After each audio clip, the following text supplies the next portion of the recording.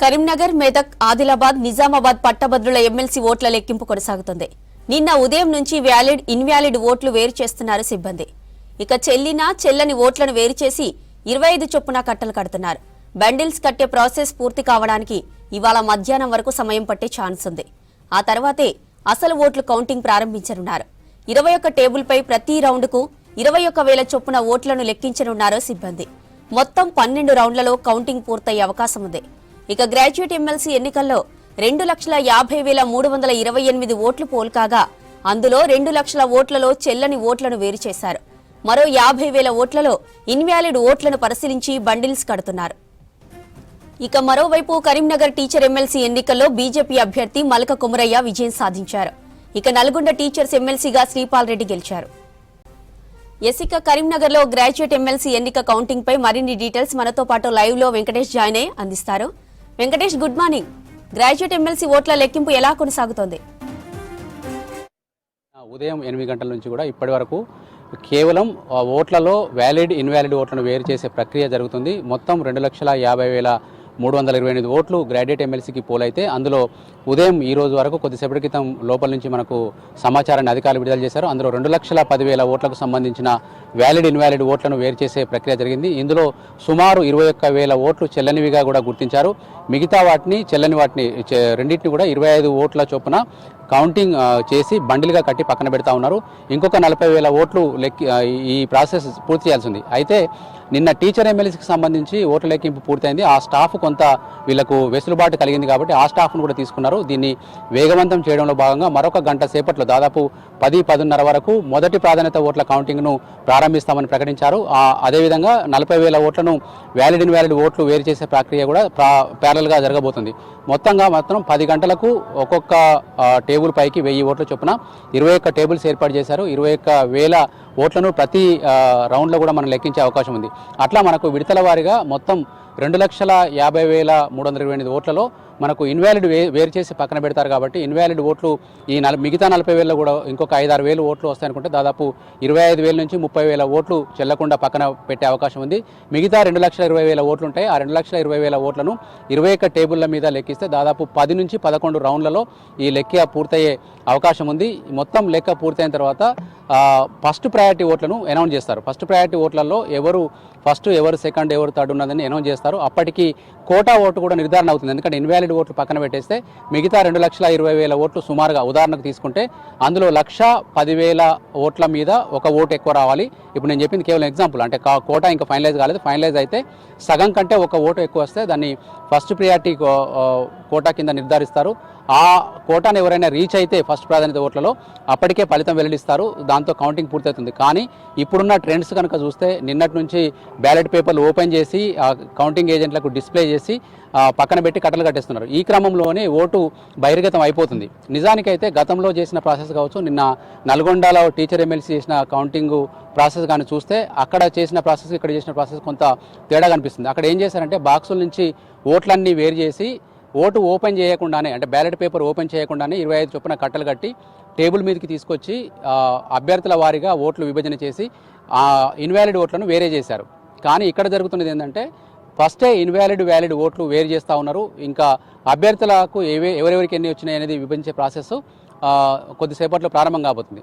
అందుకే కాస్త ఆలస్యమైంది. ఈ క్రమంలో మనకు అభ్యర్థుల వారీగా వారికి తెలిసే ఉంది. మనకు ఓటు ఓపెన్ చేసినప్పుడే ఏ అభ్యర్థికి ఎట్లా వచ్చినాయి అనేది ఆ ఏజెంట్లు వాళ్ళు ఒక అంచనాకు వస్తున్నారు. ఈ క్రమంలోనే మేము లీడ్ ఉన్నామని చెప్పి నిన్నటి నుంచే అభ్యర్థులు బహిరంగంగా మీడియాకు కూడా అనౌన్స్ చేస్తున్నారు. కానీ వాళ్ళు చెప్తున్నది శాచ్యురేటీ రావాలంటే అధికారికంగా ప్రకటించాల్సి ఉంది.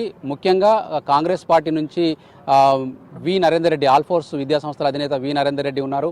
తర్వాత భారతీయ జనతా పార్టీ నుంచి చిన్నమైల్ అంజిరెడ్డి పోటీ పడుతూ ఉన్నారు. బహుజన సమాజ్ పార్టీ నుంచి ప్రసన్న హరికుమార్ పోటీ పడుతున్నారు. నిన్నటి నుంచి గమనించిన ట్రెండ్స్ చూస్తే కనుక ఈ ముగ్గురు మధ్యనే ఎక్కువ ఓట్లు షేర్ అవుతున్నట్టు కూడా మనకు అర్థమవుతుంది.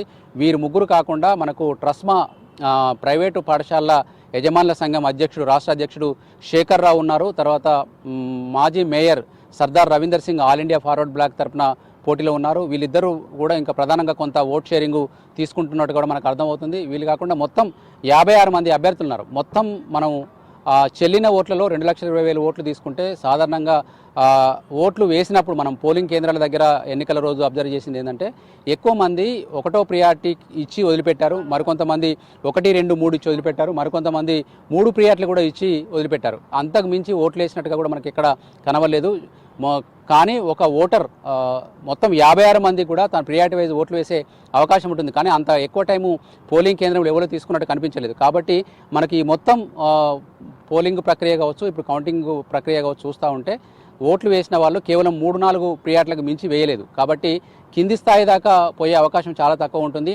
ఒకవేళ కోటా ఓటు నిండకుండా రెండవ ప్రాధాన్యత ఓట్లకు వెళ్తే ఎలిమినేషన్ కూడా చాలా ఫాస్ట్గా జరగబోతుంది. ఎందుకంటే తక్కువ ఓట్లు ఉంటాయి కాబట్టి ఎలిమినేషన్ చేస్తూ వస్తారు. లాస్ట్కు 5-6 ఎక్కువ ఓట్లు వచ్చిన అభ్యర్థులు ఉంటారు. అప్పుడు కొంత మళ్ళీ కౌంటింగ్ ప్రక్రియ మందగించే అవకాశం ఉంది. దాన్ని ఎందుకంటే ఎవరికైతే లీస్ట్ ఓట్లు వచ్చినాయో ఆ లీస్ట్ ఓట్లు వచ్చిన అభ్యర్థికి వేసిన వాళ్ళు రెండో ప్రియారిటీ ఎవరికి వేస్తారనేది మిగతా వాళ్లకు పంచుతూ క్యారీ ఫార్వర్డ్ చేస్తారు.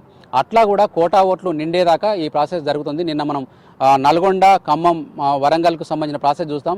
లాస్ట్ అభ్యర్థి అక్కడ మనకు శ్రీపాల్ రెడ్డి విజయం సాధించడానికి అందరూ ఎలిమినేషన్ చేయాల్సి వచ్చింది. అట్లాంటి పరిస్థితి కూడా ఇక్కడ వచ్చే అవకాశం లేకపోలేదు.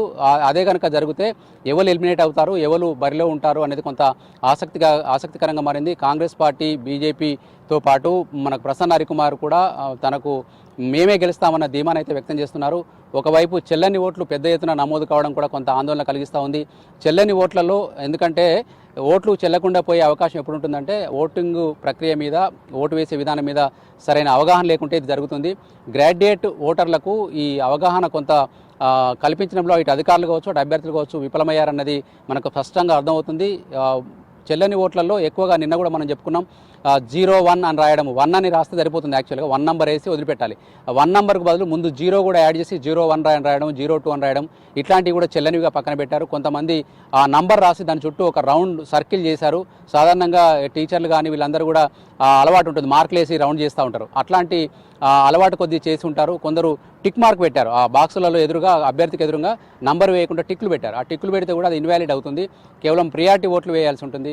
అదేవిధంగా 1వ నంబరు 2-3 అభ్యర్థులకు కూడా వేసిన సందర్భాలు 1-1-1 అని వేసారు అనుకో, 1 ఒకటికి మించి వేస్తే 2 ఒకటికి మించి వేసినా కూడా ఆ ఓటు ఇన్వాలిడ్ అవుతుంది. కొన్నిసార్లు 1-2 వేసి 3-4 వేయకుండా 5-6 ఆప్షన్స్ ఇచ్చారు. అట్లాంటప్పుడు ఏం జరుగుతుందంటే ఆ ఓటు చెల్లుతుంది, కానీ 1-2 ఏదైతే కంటిన్యూగా 2 నంబర్లు వేశారో అవి మాత్రమే పరిగణలోకి తీసుకొని మిగతా అన్ని అక్కడ డిస్కంటిన్యూ అయిపోతుంది ఆ ఓటు. ఇట్లా రకరకాల ప్రక్రియల ద్వారా ఈ ఎమ్మెల్సీ ఓట్ల ఫలితాలను తేల్చబోతున్నారు. సాధారణ ఎన్నికలకు దీనికైతే చాలా ప్రాసెస్ తీసుకుంటుంది. ఎందుకంటే ఒక రోజులో ఫలితం వచ్చే అవకాశం లేదు. ఒక టీచర్ ఎమ్మెల్సీ ఓట్లు కేవలం 25,000 ఓట్లు ఉన్నాయి కాబట్టి నిన్న జరిగిపోయింది. కానీ ఇది 2,50,000, దానికి 10 ఓట్లు ఉన్నాయి. మనకు 21 టేబుల్ ఏర్పాటు చేశారు. దాదాపు 800 మంది కౌంటింగ్ సిబ్బందిని వాడుతూ ఉన్నారు. నిన్న టీచర్ ఎమ్మెల్సీ కౌంటింగ్ అయిపోయింది కాబట్టి ఆ సిబ్బందిని కూడా తీసుకున్నారు. వీళ్ళు చెప్తున్న దాని ప్రకారం అయితే మరొక గంట 10:30 లేదా 11 గంటల వరకు టేబుల్స్ మీదకి ఓట్లను తీసుకొచ్చి ఈ కౌంటింగ్ ప్రాసెస్ చేయబోతున్నారు. జ్యోతి, ఓవరాల్గా అయితే మనకు మొదటి 21,000 ఓట్లు లెక్కించిన తర్వాత ఒక ఐడియా వచ్చే అవకాశం ఉంది. ఎవరు లీడ్లో ఉన్నారు, వీళ్ళు అభ్యర్థులు చెప్తున్నట్టు ఎవరి ధీమా ఏంటిది అనేది మనకు తెలియబోతుంది. జ్యోతి.